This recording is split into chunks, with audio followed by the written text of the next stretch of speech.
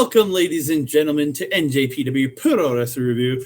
I am your co-host, Andre. Right over here is your co-host, Melball. How you doing today, Melball? Hey, I am doing amazing. Your girl just got her nails did. She's feeling cute. She's got buns in. Didn't even Zaya realize buns. that I was rocking the Zaya Brookside. Wrong Zaya.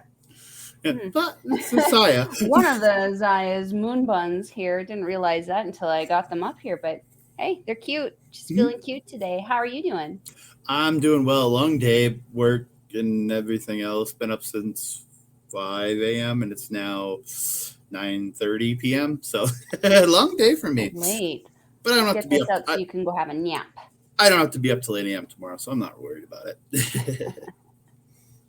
Excellent. And we've had some amazing wrestling that we have been able to partake in the last couple of days here.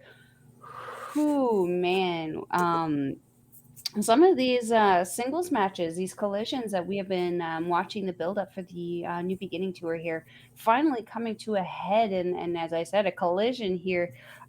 This first night, Yeah. being one of those previews, man. Whew. Both nights, I think, had absolutely stellar stuff. It's just the first night for me is really the big show for me personally. Mm-hmm. Oh, you have TMDK. Oh, we know why. Even though we have TMDK in 2 feature matches on the second night, which I absolutely adored, it just one match stole the entire weekend for me. But before we get to the show, I want to thank all the people tuning in, watching this show. Please like the video. If you can subscribe to Andre and Melball Wrestling Talk and comment down below. We get a lot of great comments from a lot of great people. We're really enjoying with everything we're doing with talking to you guys with comments. We're pretty much replying back to almost every message we're getting. So, and I give where the heck is it? God dang, I didn't have it ready.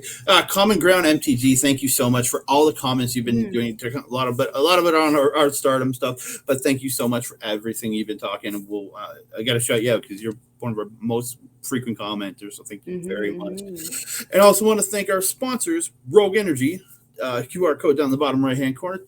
Use code OLEPODS for 10% off your order. And you can go to rogueenergy.com. Lots of great items there. Me and Mel love using Rogue Energy. It gets me through some days. Our Shaker Kawa specials. It gets me through days like this sometimes, I'll tell you that right now. But without further ado, we are going to talk NJPW, the New Beginning in Sapporo's February 4th and February 5th shows. Absolutely phenomenal shows. It starts out with Osker Leube taking on the Great Okan. Great match. A lot of good wrestling from both these guys. I've been very, very positive on Osker Leube. This kid is going to be a star for this company. In the end, though, Khan got the sheep killer on Leube and submits. Got anything? Oh, sorry. I just heard submits. I was waiting for the rest of the sentence. Sorry there. Yeah, the only thing I want to say, Great Okan, I mean, he is the dominator for a reason.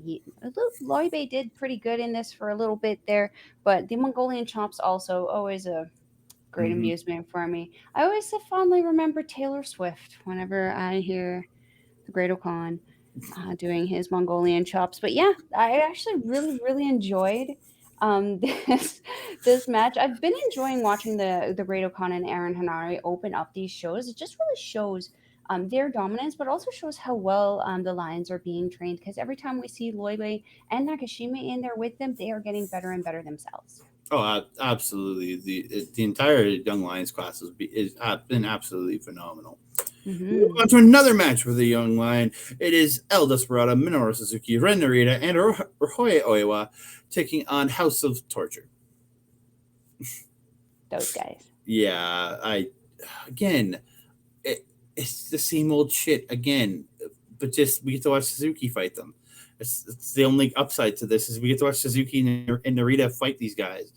Yeah. And I just like there's so many crotch shots and group attacks and the garage coming out all the time. Stretch assist and yeah, I love what Narita is doing. I love what Despi's doing. I love what Suzuki's doing. Oiwa would look really good in this. It's just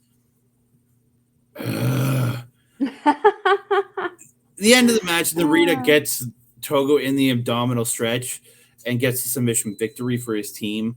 Mm-hmm. Like, for me, it's more about what's after the match. For me personally, in this whole Suzuki Narita thing, they kind of stare at each other, and then Suzuki just leaves the building. He's just like, "I'm leaving, bye," and just walks off. And then Despy follows him out. But like, I think it's more the story of Narita Gun. I was like, the eventual formation of Narita Gun, or whatever you want to call it. I think that's more the story with what's going on here, rather than anything to do with House of Torture in this match. I have to agree. They definitely are building that up, that mistrust between Ren Narita and Minoru Suzuki, and I'm going to assume also Desperado in there. I mean, trust the guy in the mask, right? Yeah, you can always trust a guy named Despy. Come on. I don't know. I mean, you can never trust a dude who can drop that low into those splits. Let me tell you. But yeah, I actually felt that the in-ring time that Desperado and Show had in this match was actually a really, really great, like, Super Junior kind of point of the match. It was the only point of the match that I'm honestly going to say I really, truly enjoyed, besides Minoru Suzuki slapping the shit out of people. I can't remember this night. I didn't write it down, but I didn't see the ring announcer go flying this time. No, that happens on the following night. Yeah, I was gonna say, I feel like that was a rare, almost like beacon of the light at the end of the tunnel, for that one. But yeah, I wasn't too overwhelmed with this match, just because seeing House of Torture again has just not been a dream that this Melball really wanted. No, me either.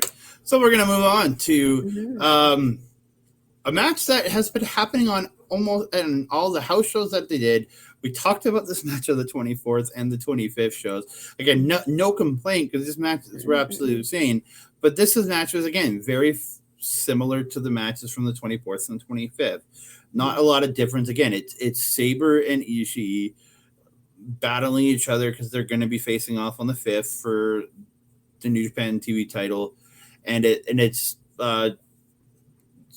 Nicholls and Haste, Team DK, the rest of the Team DK.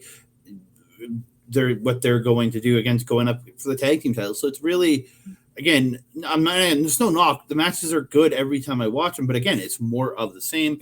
It's a house show tour. It's house show tours in between the big shows, and you can't. In this, it's set up. It's the same. It's setting it up, right? So no hate on it. Great, like Sabre and Ishii, man. The striking exchanges. Holy crap, Sabre's really stepping his game up. But in the end, Fujita and Nakashima are trading holds. Then Fujita takes Nakashima down, and he gets the Kimura and taps Nakashima out to get the win. Again, Sabre is training this boy right. That was, again, I always am bad with them, but let me hold on. Let me get this one. Let me try. Was that a Kimura lock? Like I just said, yeah. Lock? Yeah. I think. Also known as a double wrist lock. There's multiple names for it. I have a new name for it. The Sweet Boy lock. Yeah, I'm just going to because that is the Tokyo Sweet Boy, and that's his second win now with that one. Yeah, again, he's getting wins in big matches, which is unusual for young Lions, but he has beat young Lions, though. It's not like he's beating Ishii or beating Yoshi-Hashi or Goto. He's beating the young Lion of the other team, so it's not like it's not unexpected, because when two young lions wrestle, usually you get a winner. Sometimes it's a draw, but usually it's a winner, right? So correct, yeah. I really enjoyed it, though. Their final showdown, especially Fujita and Nakashima in the ring, they're very, very heavy. These guys were just fighting very, very hard. I really, really enjoyed the I think it was the ankle hold that they were trying to teach to Fujita this one. Before Yoshi-Hashi interfered, and then they were both trying to learn. Like, Zack Sabre Jr. was trying to teach it on Goto to Fujita, and then Fujita grabbed the other leg. It was a knee lock, yeah. Came in, got caught by Fujita, and Fujita successfully applied it to Yoshi-Hashi. I felt that was a fun next step in that dynamic of that teacher teaching kind of thing, because before I feel like they were just trading off the same Mm-hmm. limb. This was like, okay, this is what I've learned, and now I'm putting it on this person. Is this right? Yeah. Mm-hmm. Okay, he's screaming in pain. Good job. Yeah, it's a leg lock. I'm not sure the technical term because it's not a knee bar. Knee bar is more laying out and pulling the knee, pulling back on the ankle to hyperextend the knee. So I know it's not knee, but it's some kind of leg lock. I I put wrote knee ankle lock. hold. I didn't know. I put knee lock because you're pulling back and stretching the knee, but again, it's not a knee bar, right? So, but yeah, really great match. And again, Fujita's coming along really well. And Nakashima, he's showing brilliance in what he's done. So. Very happy with this match. And then we move on to a match that we haven't seen this entire tour. Again, they're changing it up, and I am very okay with that. It is the Bullet Club's El Phantasmo, Jay White, Kenta, and Taiji Ishimori with Goto taking on the Gorillas of Destiny, Hikuleo, and Tama Tonga, Hiroshi Tanahashi, and Master Wato with Jado. Like, I really enjoyed this match. Again, you've been having Jado facing Goto with other with teammates, but it freshened it up here. Like bringing Tama in tonight. Now Tama's back for the rest of this tour. Hikuleo's in for the rest of this tour. Absolutely, really enjoyed this match. Really good overall. White looking phenomenal as always. Like guys, always on point. There again, Hickey when he gets in the ring, Jay is running from him until he gets that dastardly advantage, and I like the way they're telling that story. But at the end of this match, Jay gets the dragon screw to Tana. Hikuleo runs Jay out of the ring. ELP sends Hickey out of the ring. Tama hits the Tongan twist to ELP. Ishimori gets the drop kick on Tama, and Wato gets the roll up on and jackknife cutter onto Taiji Ishimori and gets the win. I think I covered that whole ending sequence there. You did, and a lot more eloquently than I did. I just wrote, love it when everyone pops off their signatures. Because I wasn't about to sit there and write down everybody's freaking move. The match would be done by the time I'm still finished writing or keeping on writing here. What I really enjoyed about this match was that every feud got the opportunity to shine throughout the matches. Throughout the match itself. And what I also enjoyed, the beginning, this is something Jay White's always done with Tanahashi, especially. Whenever Tana does his big reveal of his like chest and everything and his muscles, Jay White likes to be that asshole. And he's just up there going, you think that's cool? Look at this. And it's like, I ain't gonna lie. Tana's is a little better, man.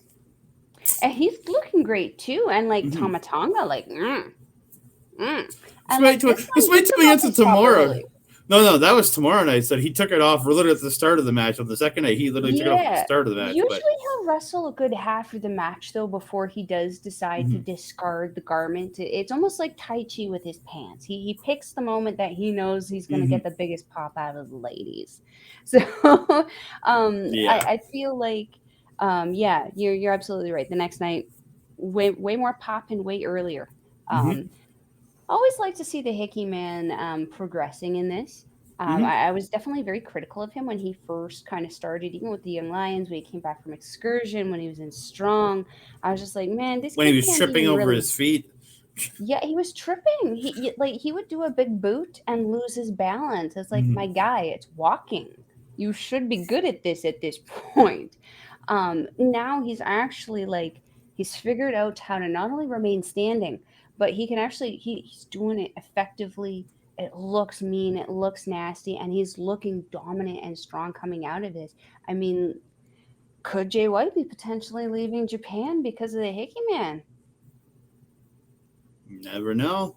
We'll find out soon. Never know. I'll say this. I think Hikuleo needs to up his gear because especially, I'll talk about it in the next night, but compared to his brother, man, his gear is similar. I'd like to see the padding, yeah. It's similar, but it's lacking. The look is very much lacking. I think it really needs to be upgraded. Maybe he just needs that one excuse, like a match against someone like Jay White, to have that gear step up. Because that's usually when you step it up, is when you're going into those big game matches. Could So be. maybe next time we could see the kind of Wakanda Forever step up there of Hikuleo's gear. Let's hope so. So we move on Mm-hmm. to the final of I call the undercard matches. We have an 8-man tag. It's Chaos, Kazuchika Okada, Toriano, and Yo, along with Ryosuke Taguchi from main unit, taking on Los Ingobernables, Denhapon, Bushi, Hiromu Takahashi, Sanada, and Shingo Takagi. Really good match. Again, this is building Hiromu and Yo. That is the big one. It's building to follow up to the next day. Then again, it's also building for Okada and Takagi on the 11th, which is going to be an absolute barn burner match. Every time those guys get in the ring together, it's absolutely amazing. But I'm going to just jump to the end here. Sliding elbow by Takagi to Taguchi. Then he knocks Okada off the apron. Bushi suicide dives Okada on the outside, which I was like, he hit him like a rocket. Yeah. And then Takagi hoists Taguchi, hits last of that dragon, and Taguchi on Taguchi, and gets the win. Or Shingo Takagi gets the win for his team. Yo, after the bell though, he's attacking Hiromu on the floor, getting and putting knee bars on him and everything, like really trying to soften that leg up for the next day. And at the beginning of that, I mean, Hiromu not wanting that smoke that Yo was ready to just throw with it. He was just throwing hands at the start of that match. He did not care. Hiromu getting out of there really, really quickly. I got very excited. This was a great build-up. This is very, very smart build-up by both Yo and Hiromu for their match the next night for sure. I didn't have a ton to say about this because I didn't see any Bushis in the crowd, man. Did no you? Bushi. I didn't No, see any. I was looking. They're probably all dressed up as Taichis. Come on, because it's Taichi's hometown. Taichis. You usually at least see one Desperado. I guess nobody wanted to dress up like those guys, but man, I wouldn't dress up as them, but that's me. Even I have a Desperado mask. And we move on to the IWGP Junior Heavyweight Tag Team Championship match. It's Catch 22 representing the United Empire, Francesco Kira and TJP with the Great Okan taking on just 4 guys, Doki and Yoshinobu Kanemaru, who are accompanied by Taka Michinoku. I miss Gideon's intros. Like, I'm sorry, I know we like to hate on the guy, but when he started doing the ring announcings for Gideon, I absolutely loved, or Gideon did the ring announcers for UE. It just it gave him that little special thing, right? Like that's why I love Club Venus's entrance, because it's like it's Mina doing the ring announcing for them, right? So this match was okay. So I have a page of notes here, and then another half a page of notes on this one for this match written, because I watched this and the next match at work on my breaks to get this all done in time. Like, dude, just the pure athleticism from this. Like, I don't even want to even go into my notes because like it's hard to describe. Like, to pull spots out and talk about it without the context is hard. This is like the feud that these teams has been having for the last month and a half since Kanemaru and Doki beat them at the Super Junior Tag League has been absolutely phenomenal. Doki,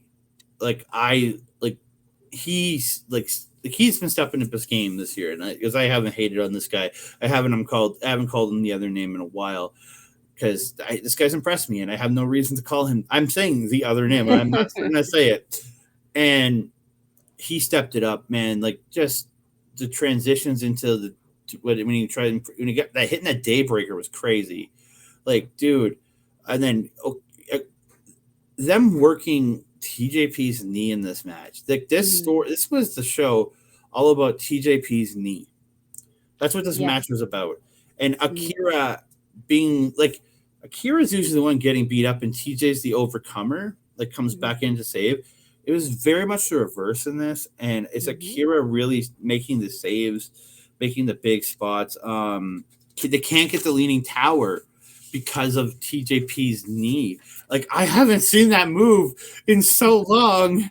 Like, I don't even think they didn't even hit it at Wrestle Kingdom, because TJP picked up a win out of nowhere at Wrestle Kingdom. So, like, I'm like, I want a leaning tower so bad at this point. There were several moments where I was like, oh, nah. And it just didn't happen. If you want to watch a pure junior style match, watch this match, because all four of these men just killed it. But in the end, there was a big spot where TJP was getting beat down, but he gets sent to the outside. Akira gets tagged in right at the end. Akira hit the speed fire to Doki, and then hit the fireball, which is the running double knees to the back of the head. Gets the win. I was pretty sure it's on Doki, right? Yes, yeah. Yeah, on Doki. And gets the win and retains the tag titles. And even Kevin and Chris were talking about how it's usually the other way around. It's TJP coming in at the end, pulling that win for them, where Akira had to be the savior in this match. He really was. He was like, and again, we've referenced so many times how Akira is pretty much a miniaturized version, a smaller version of Will Ospreay. How many times was Will Ospreay that for his team? You know, in any combination of him in Chaos, whenever he was tagging with those members, you know, he was the same way. So it was very, very nice to see the little student become the teacher here. Taking some notes clearly from his experience with TJP. I mean, who better to have as a tag team partner? Let's be honest here. You're absolutely right, though. Like, I'm so happy to be done with this, because my autocorrect for like my phone, whenever I start writing TJP now, knee and issues comes up right next to it, and I don't want that anymore. I don't want to jinx it. And again, you're absolutely right, Doki. Just, I've been telling you. And I have some comments for him for the next night that I won't go long into. I'm just going to say, him and Yoshinobu Kanemaru here, very, very, very good together. Very, very smart together. And, like, let's be honest, there's a reason why Kanemaru is the heel master. I mean, he picked apart surgically that knee of TJP, but clearly that veteranness of TJP just a little bit better, just a little bit up there of Kanemaru. Yeah, like this is an absolutely tremendous match, but this is in my top 10 of the year so far. My top 10 of the year is literally at 9 matches right now, because like again, I'm not putting every match I watched this year on this list. It's got to be at a certain level for me, and no shade on Stardom, they haven't put one on the list yet, because I love the Triangle Derby, don't get me wrong, but there hasn't been a above 4-star match in that Triangle Derby yet. There's been some great like 3.5, but this company, like a lot of them involve prominence. Yeah, very much so. But this company has been like New Japan has been putting on absolutely stellar matches literally since Wrestle Kingdom, and there's been some stellar matches throughout. And like this is right now in my it's listed as number 6 in my list right now. But again, there's a lot of more wrestling this year, but this is one that's going to contend in that high point for me this year. Awesome. Yeah. Now this next match is my number 2 match of the year now. And I don't see it falling out of the top 5 unless some tremendous shit happens this year. The story that these two told was absolute brilliance. Like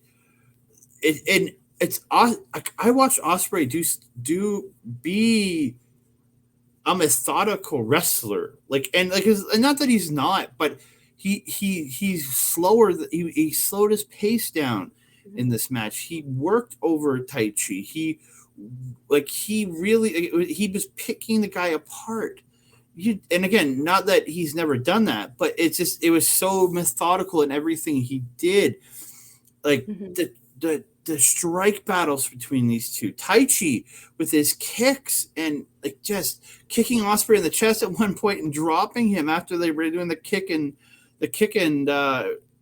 the strike exchange. It was crazy when they were trading the Kawada kicks, the ones where they grab the head and then up kick a guy in the face. Oh, okay, yeah. That was awesome. Like just what each of this man pulled off, and then Ospreay busting out his Os cutter for the first time in I don't know how long, because I haven't seen that Os cutter. Mhm. Geez, probably since G1, maybe. I think I remember the last time I saw an Os cutter. It might have been one. Yeah. I don't remember seeing him successfully hit an Os cutter at Wrestle Kingdom. I could be wrong. I don't remember either. It was late that night. Shit, that was like 4 a.m. But like, dude, both these guys pulling everything out, and this is in Taichi's home prefecture. Mm-hmm.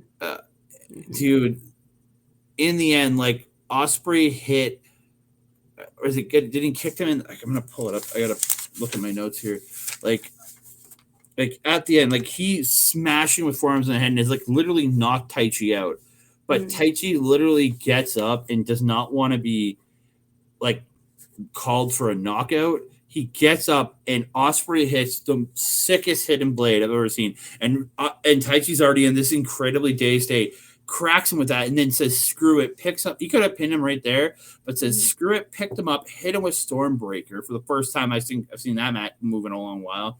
And then puts him down, gets the pin. And even Ospreay after the match is giving Taichi his props. Like he's not like clapping for him, but he's giving him, like, you see that he's giving him, like, he's given that Taichi's got his respect.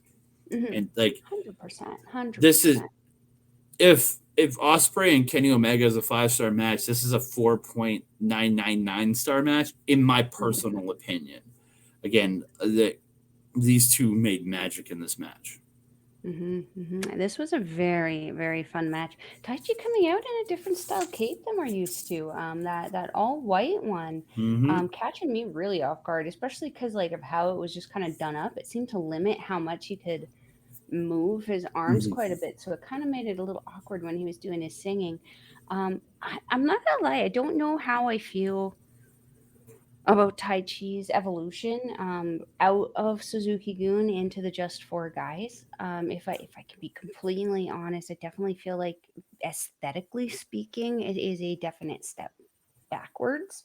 And I can definitely touch on that. I'll definitely touch on that on the next night, which for me was even worse.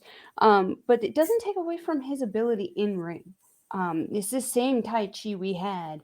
And in this case, we even got more. We got pants. We got pants.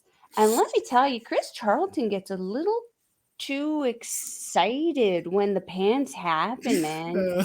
Like, as a single lady, I'm sitting there like, I should be reacting as happy as Chris Charlton is that Taichi's pants are coming off. He hasn't pulled his pants off in so long, so he's just excited for him to do it. Yeah. That sentence in itself was just really funny. But this match, very intense match for me. Lots of growling. Take what you want from that. It was freaking me out a little bit, but man, like Ospreay really dominated Taichi, especially in the last part of this match. It was almost left me at one point feeling like, Mr. Ospreay, sir, put him down, please. Stop hurting the little Taichi. But yeah, and as you mentioned, that kick, I didn't know what they were called, which is why I never wrote it down. Kawada kick. They're Kawada kicks, yeah. Kawada kicks? Kawada, like almost like Kawato, but no, Kawata. Kawada, Kawada. He's the guy that trained Taichi, and Ospreay have been using those kicks forever too. So as I say, I more associate them more with Ospreay than Taichi, though I do know that Taichi does them. I just feel that Ospreay does them more frequently than Taichi does. But yeah, Taichi does them in all his matches, but it's just Ospreay is known more. Toshiaki Kawada is who those kicks come from, and that power bomb that Taichi did. That comes from Kawada too. Holy shit! I thought he broke. I thought he might have broke Ospreay's neck, but yeah, and Will Ospreay's facial expressions in this match, I think, definitely helped with the emotion of it. Also, Taichi does have some pretty good facial expressions, but like Will Ospreay is just really good at doing the big eye, big mouth. Holy shit! He's got a colorful language. That one, we'll say. Yeah. But this was a fun one. I really enjoyed this match. I do have to agree. This one for me, for the year so far, is definitely in my top 5. Yeah. Yeah, it's an absolutely tremendous. But we're gonna move on to the main event of the evening, and of the last 3 matches, this was actually my bottom of the 3. Again, I think it's just my fandom to the UE guys. It does influence that. How big of a fan I am for Ospreay. It probably influences it too. But I think this match was great. I think it went a little long in my opinion, but it was an absolutely phenomenal match for both these guys. It went over 30 minutes, and these again, this is another story of 2 guys just trying to kill each other in this match with the strikes, the hits, everything. Naito pulling out some really cool stuff. He was like a modified Koji clutch at one point that he got that Chris Charlton couldn't even identify what the choke was, but to me it looked like a modified version of a Koji clutch. Umino just I think this guy stepped his game up so much, and they were saying that he Umino, his idol one of his idols is Naito, but Stardust Genius Naito, and he wants to be what Naito couldn't and be that good guy. He doesn't have to go be a dick to get over. He wants to be that hero that Naito couldn't be. That was the coolest thing I think I got from the commentary tonight. I mean, and it's true. I mean, look at the picture alone. Yeah. It looks like a windswept 20-year-old version of Naito, literally down to the hair color even. It's insane. But yeah, some of this stuff they were doing in this was just absolutely phenomenal. That cradle DDT towards the end there by Umino, where he picked him up, got them legs on, and then came back because they remember he dropped him at first, so they fell forward, and then he had to pick up and reset it. But still, when he had the cradle DDT, I'm like, oh, is this his new finisher? Because I thought it was over there. But dude, I am slightly disappointed that Umino didn't pick the victory here. I think it's the same way a feeling I have with Ospreay and Okada is that Ospreay I think has 1 win over Okada, and in Okada he's the one guy Okada, and it could be that Naito might be the guy that Umino can't beat. This might be that he might be the Okada to his Ospreay. It could be that, and that he might get that 1 win over him once, but then I could see it. You know what I mean? But dude, so flippin' good. Yes, I have to agree. And both these guys coming out in white at the beginning, white clad, looking literally like identical versions of each other. Yeah, you're right. I did actually hear that on commentary also, where they were referencing the Starlight Genius Naito idolization that Shota had there. And man, how good is Shota Umino? You know, when I was watching this match and then I revisited it after again and the next night, how amazing is it going to be when we start to see some of these young lions who went on excursion around the same time start to wrestle each other in these one-on-one matches, like, you know, Shota Umino and the Great Khan, Shota Umino and Ren Narita. That's the one I want to see. Yeah. But sticking onto the rails, Melissa. Stay on the rails.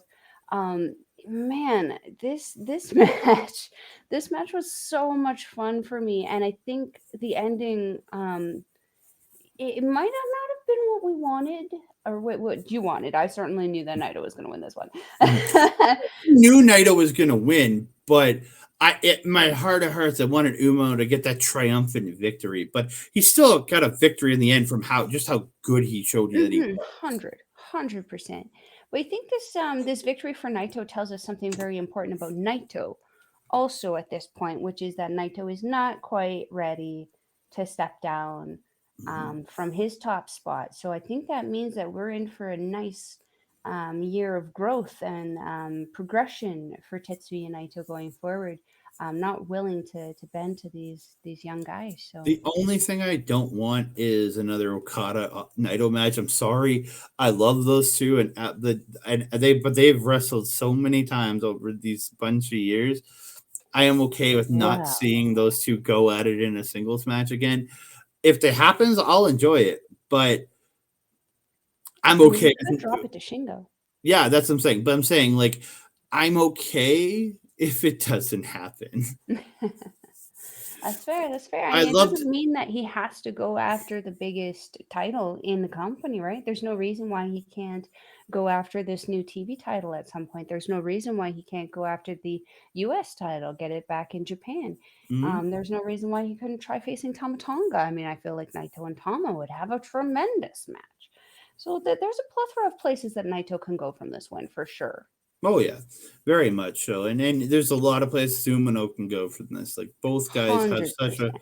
like even the loss, Umino's got such a bright future in front of him. So like it's crazy. 100%. Nowhere to go but up for both of them. But we are going to move on to the February 5th show for New Japan's New Beginning in Sapporo.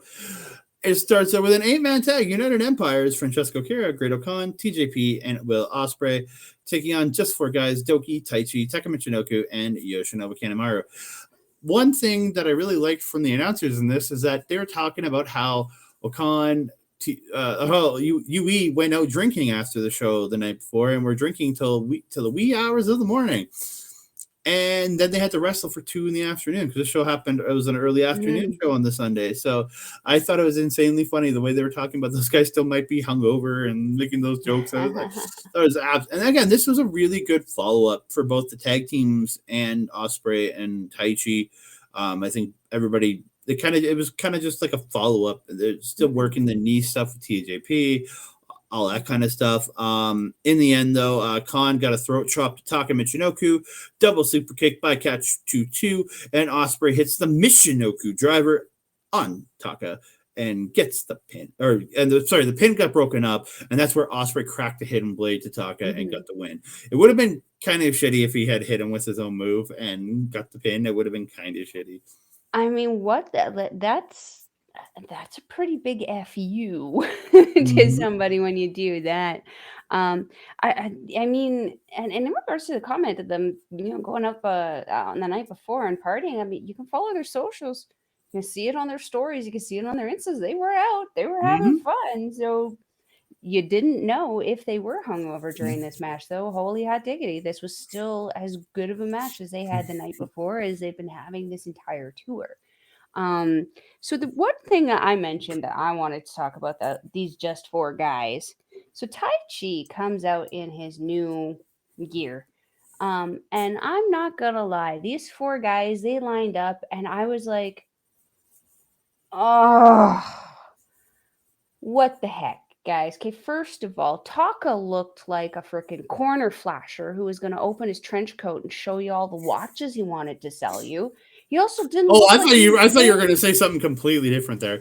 Well, I was going to say he didn't look like he was wearing pants because he's wearing shorts, right? So all you could see was his little ankle booties, and it just looked like he looked like a streetwalker. I'm not going to lie. Like Tokyo Pimp, hook him up.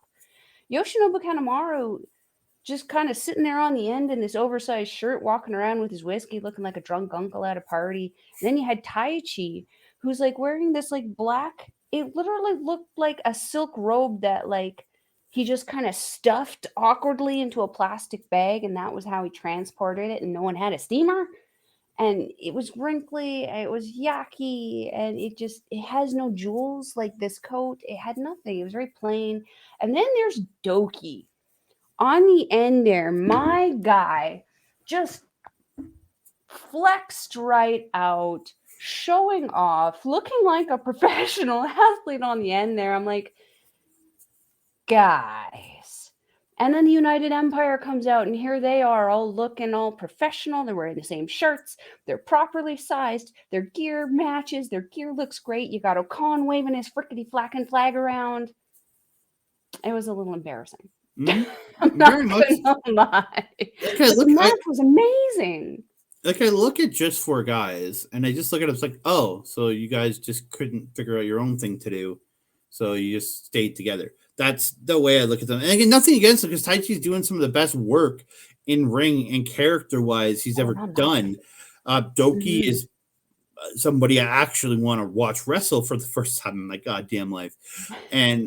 But like, I look at them as a unit, and it's just like, okay, so your boss broke up the crew, but you guys couldn't figure out a new crew, so you just recruit up, or at least Sabre went and got himself a new group, and Lance Archer's off doing God knows what, God knows where. He's just murdering children somewhere, He's teaching Natsuko Tora how to scare children. There you go. But it's just, they're all doing amazing work in ring, but it's just, I don't think they're direction. And after the match, Ospreay is like, going, you want to go again? You want to do it one more time? I'm down to see that rematch, because if they can top what they just did, holy shit. Yeah, maybe give Taichi's neck a little time to recover from that. But yeah, 100%. Yes, please. Ospreay's neck too. He got dropped on his head with that power palm. Yeah, but he wasn't taped. That's true. He wasn't true. as taped as Taichi. And we go on to a rematch from the night before. Suzuki's crew versus House Torture. Again, very much the same kind of thing as the night before. Announcers say that House Torture has said they retired the titles and all that shit. Lost them. No, they said they retired. Yeah, and they don't know where the belts are and all that garbage. Really wrote something really weird here, and I don't know why. I think it was just me mistyping. Then it says Suzuki Coke into the Despy Punch. I think I meant Suzuki Choke. Oh, Suzuki Coke. I'm like, what the hell? Okay, what are they doing out here in Japan? Yeah. No. So at the end of this match, though, Suzuki wanted the tag from Narita, and he wouldn't do it. So Evil comes in and does the shirt choke. Or does a choke, and this is where that incenses Narita, who comes in and unloads on Evil, goes back and puts his hand out and takes the proper tag from Suzuki, and I absolutely loved it. In the end, Narita got the abdominal stretch on Dick Togo, I think it was. This means he's the one that always taking the pin. Yes, because I wrote down Narita choking out a big dick. Okay. Yeah, we'll move on from that one. And after the match, Narita. I do want to say though about Nakashima, I love his work in the ring. His in-ring work is absolutely tremendous. What I would like to see is the look on his face in this picture is exactly what his face is in the ring. I would like to see that change a little bit. It's not intimidating. It's laughable. Yeah, work the facials. I realized I was muted there. Work the facial expression a little bit, and also don't be like checking your nips or something while you're in the. Pull the shoulders back. You don't need to be. Yeah. But other than that, this match was awesome. I had a lot of fun with them. But like Minoru Suzuki getting worked a lot in this one. But the ending was fantastic. Okay. And then after the match, Narita shakes hands with Suzuki, and it seems like, and he shakes Despy's hand too. So it seems like this unit is finally coming together, because Suzuki challenges House of Torture for the titles. Evil says they don't care. They won't face it for the belt. They're retired. Suzuki says everybody wants it, so bring the belts next week. It has been officially said on NJPW1972.com. We are getting a 6-man tag team title match at the February 11th show between Suzuki, Despy, and Narita taking on the House of Torture. But yeah. See that I'm interesting about. To be honest, I wonder if this is maybe NJPW's like a chance to unveil new titles placed Could be for these particular championships. I particularly feel these championships plus the Never Openweight Championship are due for an upgrade. Just don't make got them that. look at, just not Hmm? look like a TV title. Please God, not like the Oh TV yeah, no, title. please, not like that. Or the KOPW one. Let's just Mm. stay away from those designs. No, let's stick more with I, the United States title, the IWGP title. I would prefer those. I'm not the biggest fan of the world title, but like that would be better than the TV title. 100%. But that I dinner what tray do of you a think that belt. that could be the case, Andre? Do you think they could be potentially unveiling new titles and that's why they're suspiciously missing? Maybe House Torture tore and lost the belts at a bar, and they maybe they pulled the Jericho, They but lost they too didn't many get a cards turn. or something. Yeah, maybe they pulled the Jericho and they got stolen out of their car. I don't know. I don't know if they have Waffle Houses in Japan. That There's has still something people that comparable, are. I'm Let's sure. we move on to a tag team match. It's Tanawato versus the Bullet Clubs, Kenta and Taiji Ishimori. I love me some Tanawato, so I like this team together. So I it's a good love it. name. You're good with the name combos, I'm telling you. It's the first one I've really gotten to do so far. But yeah, really a good match. Again, this is all building to February 11th for all four of these men. Kenta and Tanahashi, they got a blood feud going on at this point. And then Wato and Taiji Ishimori, they like since Wato getting that win last year on Ishimori in the non-title match, it's been hit the bane of his existence, and they're gonna do it up on February 11th. And it was a really good match. But in the end, Wato and Taiji keep reversing each other's big move. Taiji runs Wato's head into the exposed corner, rolls him up with the feet on the rope, and gets the win. Mhm. Kenta tries with the chair after the match. Tana fights back and gets the chair, so he runs him out of the ring, and he decides to sit on the chair.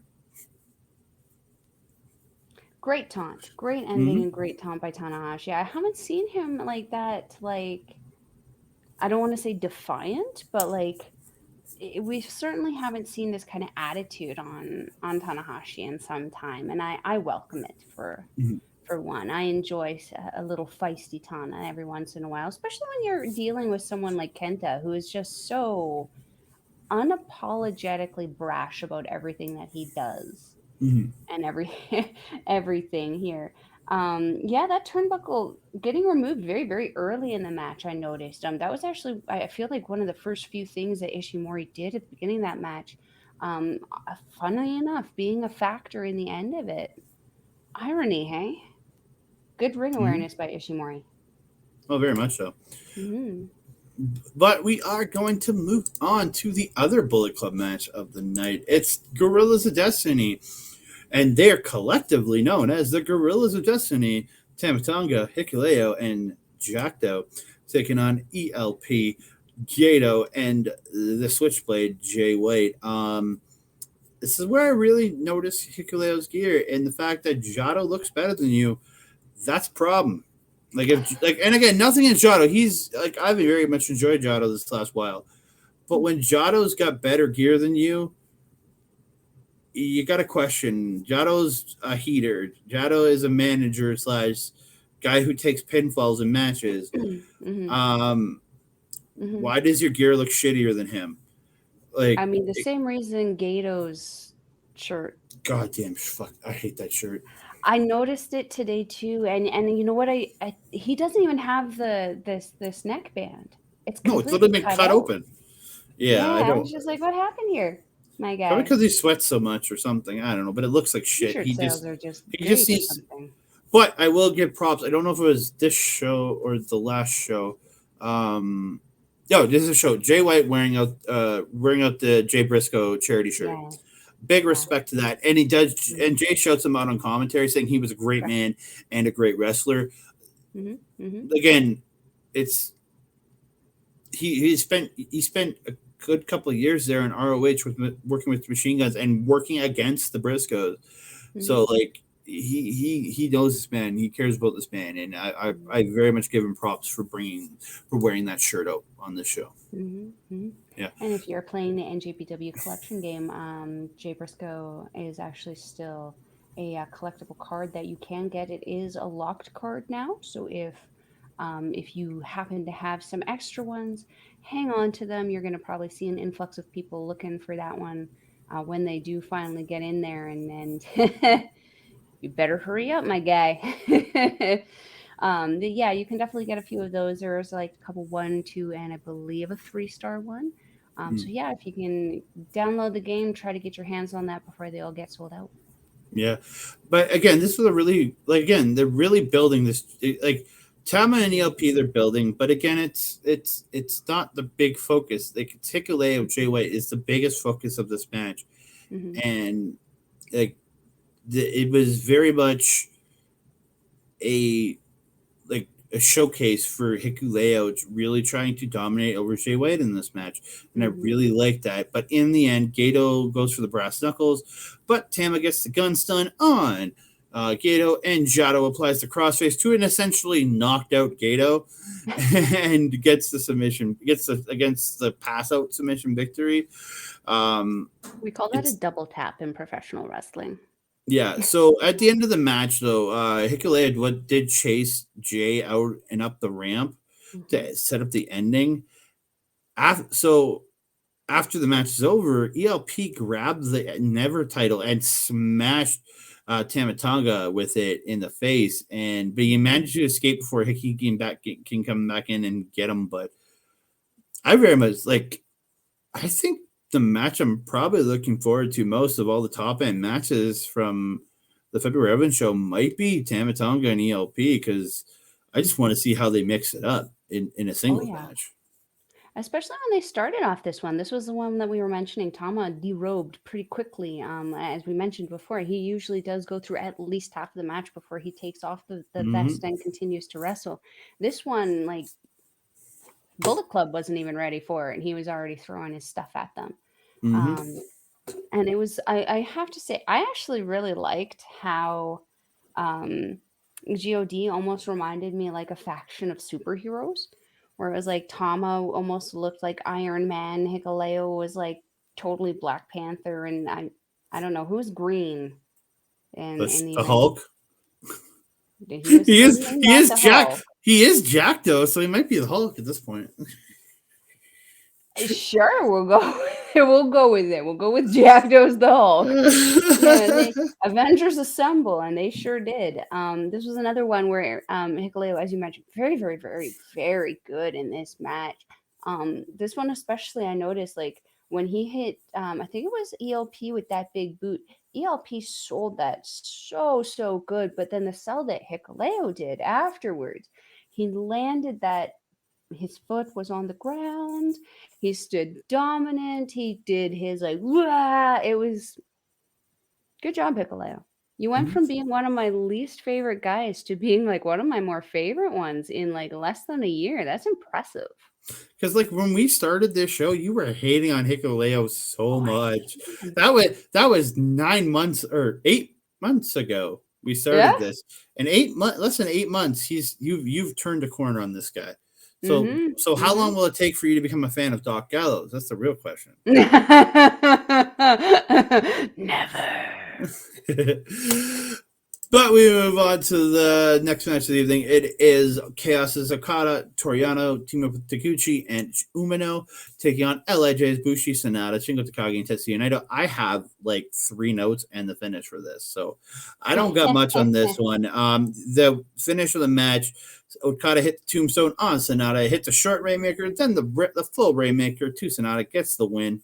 Again, fun match. I just didn't take a lot of notes in it because, again, it's just mostly Umino and Naito. It's just I follow know. up, and then it's just building for Takagi and Okada.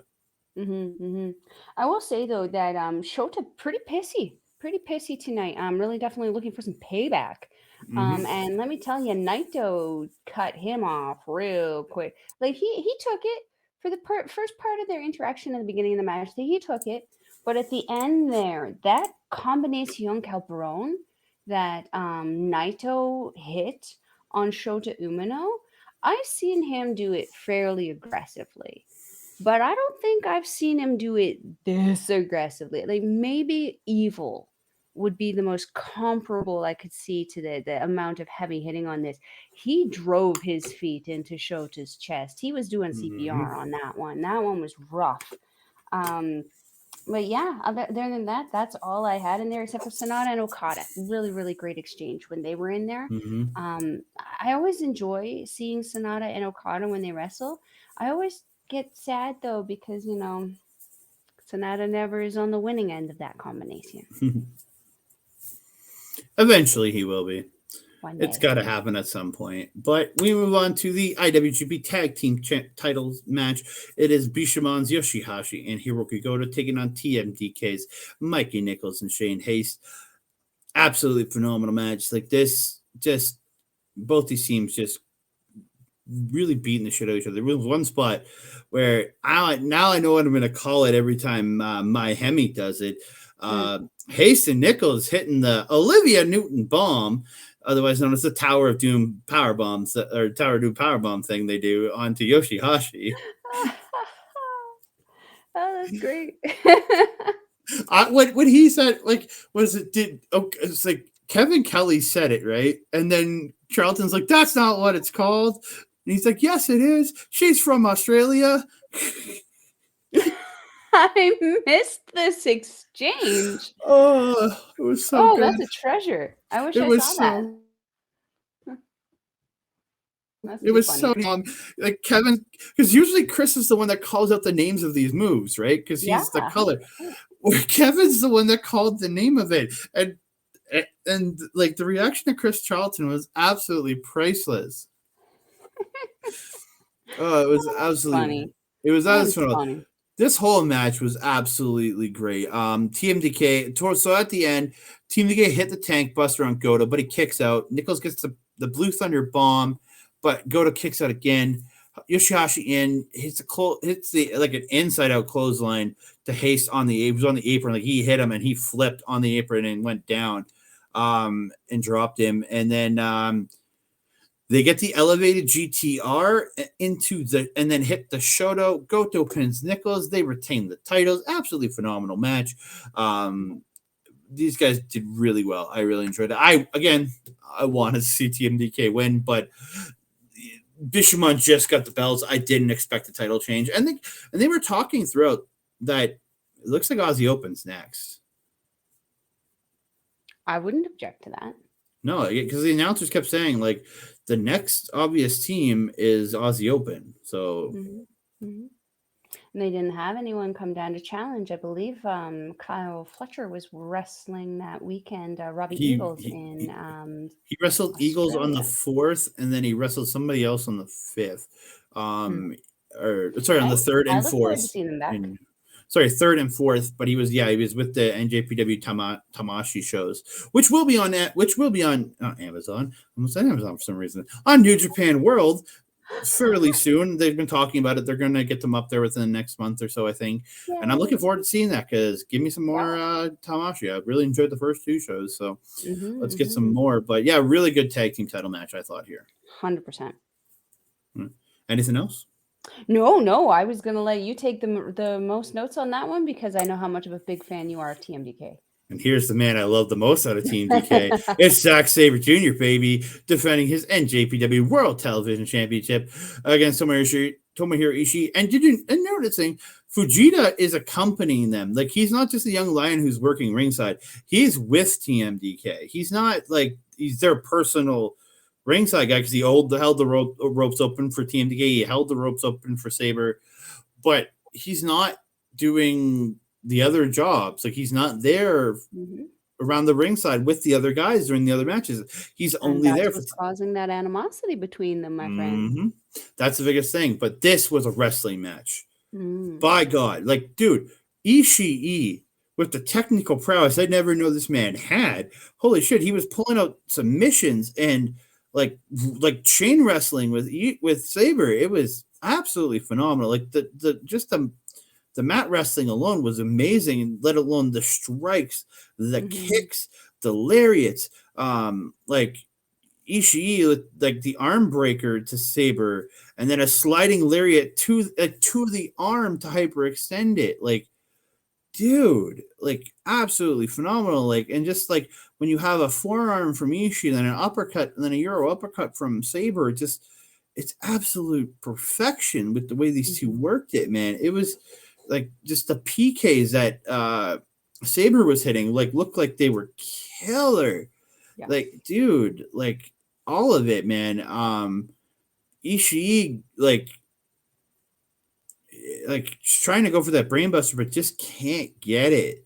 And they're like the refs are really, or not the refs, the announcers are really saying Sabre just needs to survive the 15 minutes.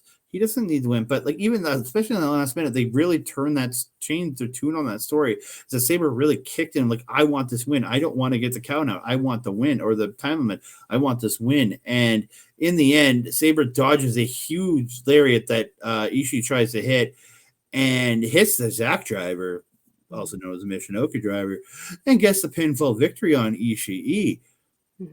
Absolutely tremendous TV title match. Like 14 minutes, and I think it was like 40-something seconds, like almost a time limit. Almost, yeah. And for anyone who is interested in watching this match is actually free to watch. In the link in the description box down below, it's going to be on njpw-world.com there. Yeah. No, there's no dash. No dash. The dash is for Stardom, not for New Japan. Right. Dash is for Stardom. njpwworld.com. No W's though. Again, all of the TV title matches are free, so you can even watch the tournament matches going up to that to see the showdown between Zack Sabre Jr. and Ishii here too. But this match, I just had two things to say about this match. The first is this match showed off the absolute mastery that Zack Sabre Jr. is in regards to his submission style and technicality. It just from start to finish, it was just amazing. This also showed off, the second thing that I wanted to say is it showed off Ishii's ability to be constant and continuous in his strike and survivability. It just everything he was throwing at him. You had mentioned in our last video, it makes sense that Ishii throws one punch to Zack's 3 or 4 because of just the size difference. But man, let me tell you, I don't know if I just noticed because of the hair color difference or the tan that Zack Sabre Jr. seems to be rocking now, but like he's looking pretty cut too. And like Zack Sabre Jr., like when he cuts out, he starts to get those bigger shoulders. He starts to get gets a little thicker. Did not affect his ability. Look at Shane slide around like a snake around Ishii and wrap him up. Sabre's always talked that he doesn't want to get heavy because again that contradicts. But look at Shane Haste. That dude is jacked as hell, but he's not big. Like Nicholls is bigger, but like Haste is cut as hell, but he has like good muscle tone. Keep hanging out with him, Sabre. He can probably get you built a little, like build you up a little more without sacrificing your mobility and your swiftness. Like I really think that's possible. 100%. I really enjoyed this match. This match was brilliant. We are going to move on to the main event of the evening. It is Yo taking on Hiromu Takahashi for the IWGP Junior Heavyweight Championship. I enjoyed this match. Don't get me wrong. It was over 30 minutes. I could have shaved 5 to 8 minutes off this match, and I would have been perfectly happy because I thought there was a lot of dead spots in this match. I agree. I agree. Both these guys, like I watched this on my lunch break at work today. Both these guys did tremendous. Like what these guys did in the ring were absolutely phenomenal. Yo's, I think, ready to be that next step, be that top junior guy. I think the story they're going to build to Watto taking the title from Hiromu after Best of Super Juniors. I really think Watto wins Best of Super Juniors, in my opinion. He's looking like he's being built up, right? But yeah, like this is absolutely phenomenal. Like Yo, with everything he was doing, the somersault plancha over the top to him Hiromu on the floor, like it's just pure beauty in that flip. The wrestling prowess of both these men is so good. Just my biggest takeaway from this was I spent over 30 minutes on my lunch break watching this, and I was like, by the end of it, I'm like, this was good, but it felt too long to me. Like it's just nothing against the match. It was very good. In the end, Hiromu hits the axe bomber. and hits the time bomb 2 to get the win, because like the time bomb 1 sure as hell didn't work. Yo never getting to hit direct drive in this, because Hiromu keeps finding a way out of direct drive. So, but absolutely phenomenal match from these guys. But I just felt it was a little long. Like it didn't. Like you could have shaved at least 5 minutes off this, because there was some spots in there where it's just like, okay, we're just hanging out, we're just chilling. Yeah. There was one part where, like when closer to the end, after that figure 4 kind of part where Yo just obliterated Hiromu's knee there, where they're both laid out, and I did feel that the crowd just getting behind. I think there was both of them at one point, but Hiromu cheers certainly started to get a little bit louder than Yo's at this point. I heard a lot of Yo cheers. I heard more Yo than Hiromu by the end. In this particular point, it was Hiromu that I could hear more distinctively. And I definitely felt that like it made me a little emotional. Well, I'm also hormonal right now, but like it made me emotional to hear the crowd again, because it made me remember how much hearing the crowd, even when you're just watching it on a screen, how much the emotion of that crowd adds to the emotion that you feel. Because, like, for me, when I didn't have the crowd, sometimes it was harder to get into some of the matches, because you don't necessarily know how to feel because the crowd's not reacting. Now that the crowd is reacting, it's like, I know how to feel right now. And like it really made me feel like professional wrestling is finally back in Japan after so many years. But the two road to New Beginning shows that are happening this week, before the show on Saturday, are non-cheering events. Saturday is going to be a cheering event. The Saturday show is going to be a cheering event. But the road 2 shows are not. Again, it's not everything is going to be cheering. We can see that with Stardom. Like, not there's been a few cheering shows, but again, most of them are not. Most of them are clapping, and that does affect it. Yes, but again, I thought the crowd, listening to the crowd really kept me invested in this, because especially the crowd building for Yo throughout the match, I think was a big point. And it was again. These guys had a phenomenal match. It just, it's not one of those top matches for me personally. I definitely felt that like maybe the match before it could have been the main instead. It didn't captivate me as much. Like you're absolutely right. There were pockets where it would almost lose my attention, and I would start doing something else and be like, oh wait, I'm supposed to be watching this. Like I should be paying attention. It should enamor me enough that I don't want to do anything else while I'm watching it, or that I can't do anything else because I'm so invested. So yeah, you are right. I did feel that this could have went a little bit shorter, and I definitely do feel they're setting Watto up for something.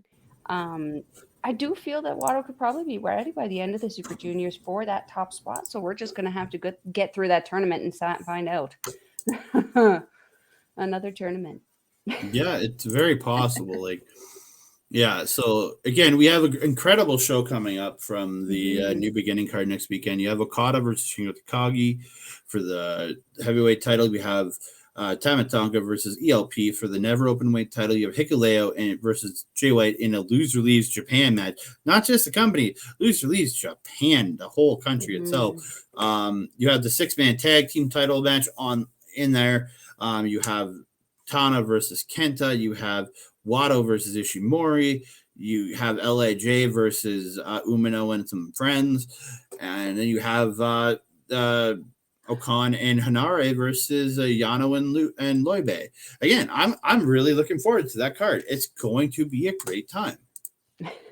I love your description. Umino and friends. Well, it's Hanma and some other people.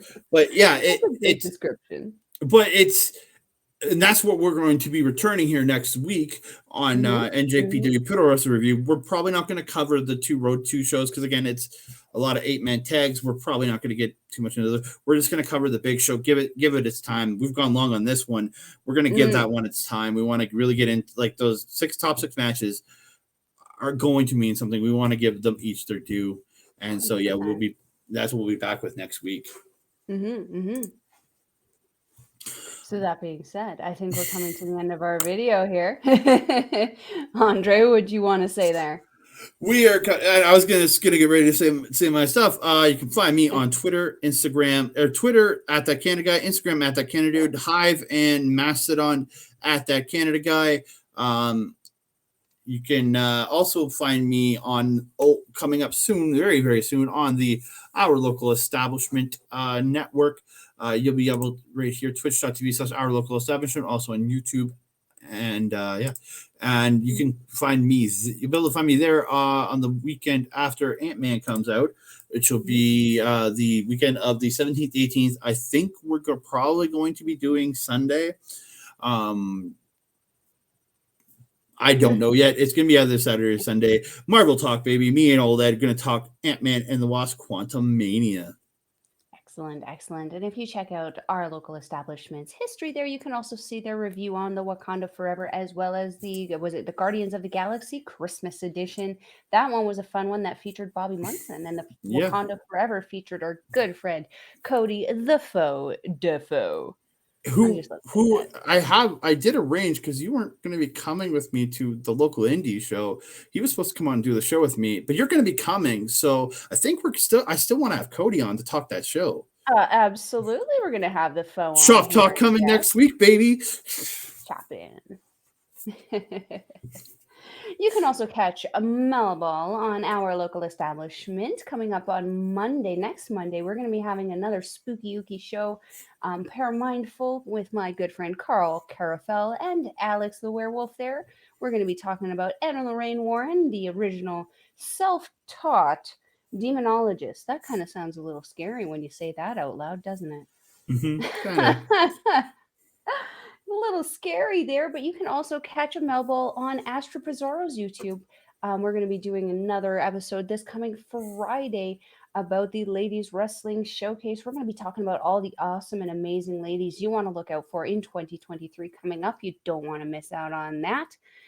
And what else? If you want to see NJPW, as we had discussed a little earlier, now that I know the proper website, I will leave the link in the description box down below, but it is njwworld.com. It is approximately 999 yen, which is approximately $10 Canadian, maybe a little less for you Americans who have a better dollar than us right now.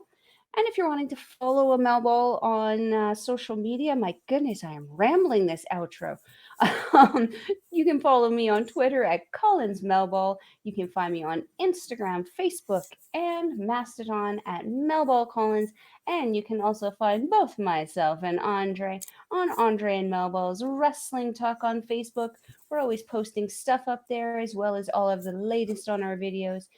And also, my friend, you want to talk about our amazing good friend there, Mike the Ref, over at Backbreaker Video. I had his stuff loaded up, ready to go. Yeah, I want to thank our good buddy Mike the Ref over at Backbreaker Video, Backbreaker Gaming, twitch.tv/Mike the Ref.